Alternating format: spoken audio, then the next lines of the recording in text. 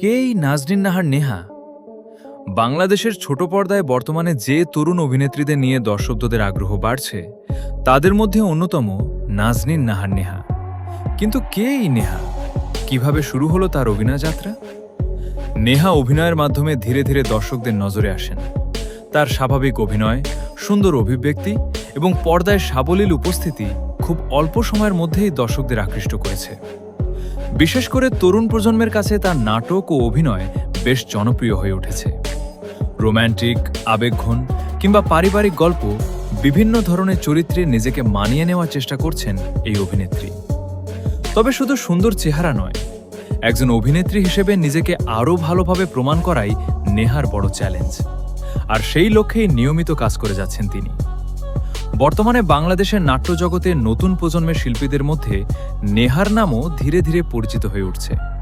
সামনে আরও ভালো গল্প ও চ্যালেঞ্জিং চরিত্রে তাকে দেখার অপেক্ষায় রয়েছেন তার দর্শকরা। তাহলে নেহা ভবিষ্যতে বাংলাদেশের ছোট পর্দায় কতটা বড় জায়গা করে নিতে পারবেন? আপনার কি মনে হয়? কমেন্টে জানিয়ে দিন।